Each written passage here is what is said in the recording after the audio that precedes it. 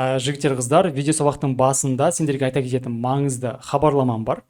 Егер сендер осы ютубтағы жарнама болады ғой, ютубтың ішіндегі әр 5-10 минут сайын жарнама итере береді, ютуб итере береді. Одан жалыққан болсаңдар, бізде күшті жаңалық бар. Біздің мобильді қосымшамыз бар. Аты Ақжол KZ деп жазасыңдар.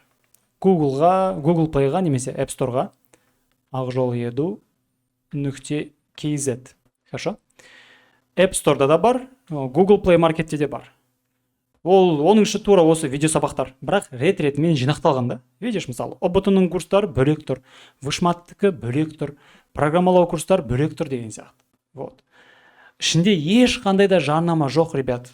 Мына YouTube-тағыдай әр 5-10 минут сайын назойливый, прям жыныңа тиіп кететін реклама жоқ ішінде. Тап-таза, ешқандай рекламасыз көресің. Хорошо? Енді давайте, ұбт-ның ішінде дәл қазір не бар? Дәл қазір геометрия бар, полный, матем бар, информатика, матсауаттылық. Бұл қазіргі уақытта. Хорошо? Сен көріп отқан уақытта приложениені міндетті түрде жаза бер. Ішінде тағы да пәндер салынып қалуы мүмкін. Так что жаза бер. Хорошо? Физика болсын, география болсын, не знаю, жаза бер. Окей? Одан кейін вышматтан бар. Calculus, linear algebra, discrete math, probability, statistics деген сияқты. КБТУ-ға барасың ба, СДУ-ға барайын деп жатсың ба, Астана IT-ға барайын деп жатсың ба, Мақсұт Нәрікбаев, Нархоз, МУИТ, Сатбаев, Казгу, ЕНУ, бәрібір қай өнерге бармасаң да, сенде вышмат міндетті түрде болады. Немесе шетелге кететін болсаң да, бұл вышматтар пайдалы болады саған. Хорошо? Енді программалау. Программалауда бізде CPP, C++, Python, Java SE және Java Backend Developer'лар да бар. Оны нақты түсіну үшін маған Телеграмда жеке аккаунтыма жазсаңдар, толық ақпарат берілетін болады. Хорошо? Жалпы менде ақылы курстар да бар.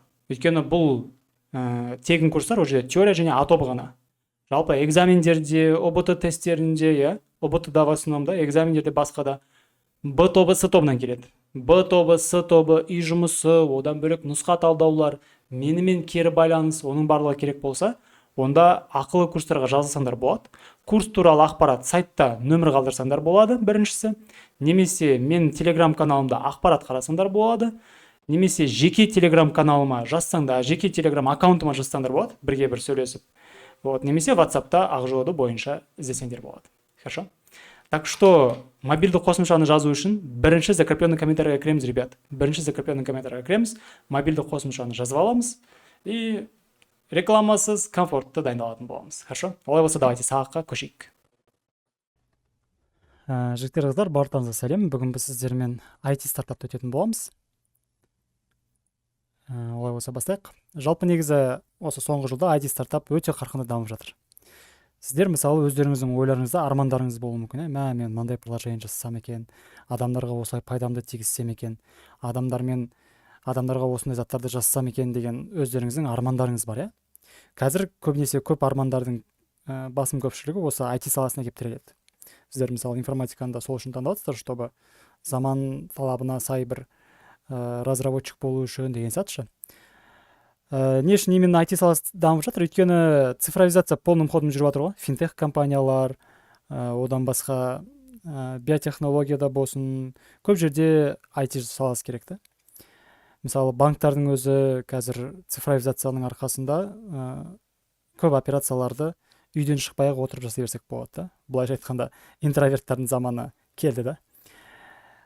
Жалпы стартап деген операциялық қызметінің қысқа тарихы бар компания дейді. Алғаш рет стартап терминін Стив Бланк құрастырған, ол 8 табысты стартап құрыпты дейді. Басында Facebook'та стартап болған дейді.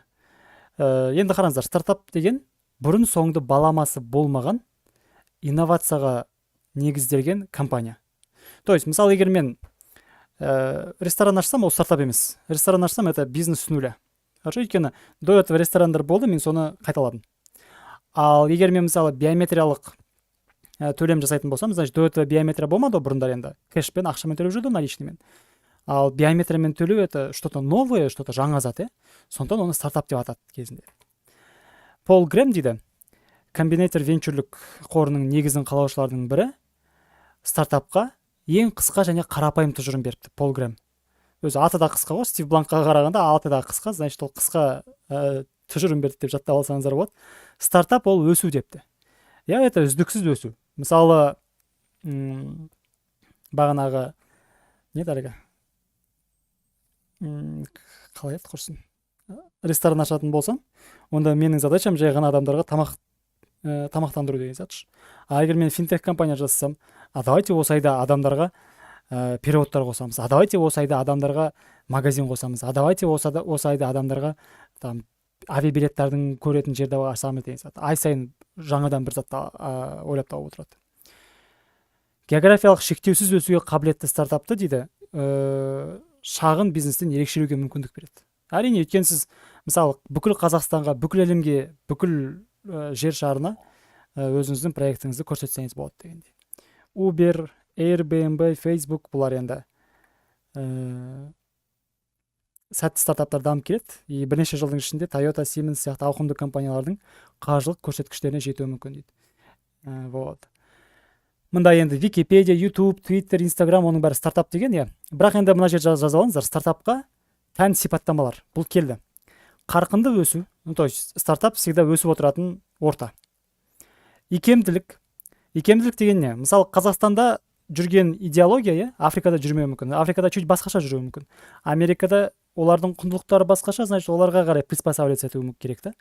То есть әр нарыққа сіздің продуктыңыз икемді болу керек қой.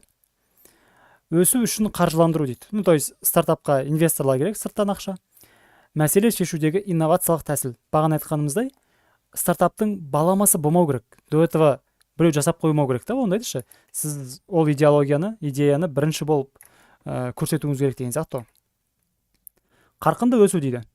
То есть қарқынды өсу дегеніміз бір жылдың ішінде, ол бір жыл деп енді осылай айтып тұрмын, негізі аз уақыттың ішінде с нуля бірнеше миллиондарға дейін өсу керек. Егер ол өспей жүріп тұрса, онда ол уже стагнация болды, күмәнді болып қалады уже. Мәселені шешудегі инновация. Инновация дегеніміз до этого болмаған идеялар жасау керек та. Ларри Пейдж пен Сергей Брин, олар осы Google-да Alphabet деген бар, Alphabet деген соны основать еткен. Біреуі Украин ғой деймін осын. Сергей Брин ба, сол Украин. Ларри Пейдж біреуі кім ғой деймін, еврей ма, сондай вроде. Икемділік. Бағана айтқандай, әр нарыққа икемді бола білу керек. Мысалы, коронавирус келіп қалса, допустим, онда соған икемделіп алды. Мысалы, коронавирусқа икемделе алмай қалған компаниялар пайдасынан қағылды. Сразу андай удаленкаға ауысқан компаниялар уже өз тіршілігін жалғастырды деген сияқты. Кризистарға икемді болу керек деген сияқты. Өсу үшін қаржыландыру дейді. То есть оған сіздерге инвесторлар керек, былайша айтқанда. Оны қайдан табамыз? Краудфандинг платформаларынан деген сияқты. Енді стартаптың бірнеше кезеңі бар.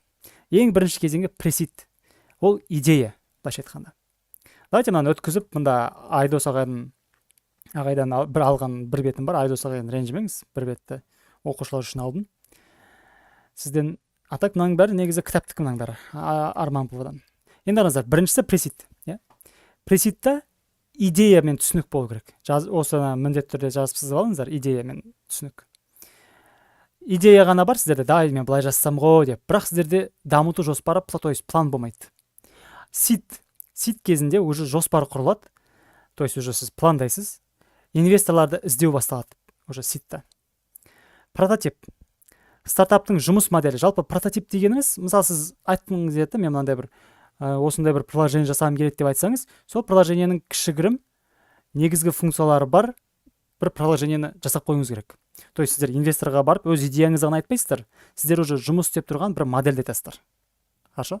Мысалы сіз, допустим, андай бір, мысалы бір жай стартап емес, любой зат айтайын. Сіз андай бір Феррари жасағыңыз келсе, үлкен бір Феррари. Онда сізде ойыншық Феррари болу керек қой, былайша айтқанда. Хорошо? Жүретін деген зат. Прототип жұмыс моделі және де негізгі функциялары ғана қосыла бастайды. Альфа нұсқа. Қараңыздар, мен уже негізгі функциялары бар дедік қой. Соның ішіндегі багтарды іздейсіздер, қателерді. Сол қателері бар болса, кемшіліктерді түзейсіздер. Тестілеу жүргізесіздер. То есть ол реально істеп тұр ма, істеп тұрған жоқ па, қай жерінде ақаулары бар деген сияқты. Осын жаттау керек осы беттің бәрін. Жабық бета нұсқа. Жабық бетаны закрытый показ деп жаттаңыздар. Жабық это закрытый ғой, закрытый показ. Закрытый показ кімдерге болады? Инвесторларға болады. То есть шағын топ шақырылады, андай көбінесе мынандай болады ғой, фильм шықпас бұрын бір кинотеатрда закрытый показдар болып жатады ғой, сол сияқты ғой, как сіздер шағын топ шақырып аласыздар, оның ішінде инвесторлар, демеушілер, спонсорлар деген сияқты, соларға өз продуктыңызды презентовать етесіздер. Одан кейін ашық бета уже кең ауқымда таралады, уже сіздер нарыққа шығасыздар, насихатталады, біз сосын кейін насихаттаудың сондайларын айтатын боламыз. Вот, өнім сатыла бастайды. Осымен біздегі IT стартап аяқталды. Алдыда әлі жарнама, краудфандинг дегендер бар, хорошо. Но IT стартапқа қатысты осы кестені міндетті түрде жаттау керек. Одан кейін мына тән сипаттамаларды жаттау керек. Мына ғалымдардың аттарын жаттау керек. Болды. Келесі сабаққа кеттік онда.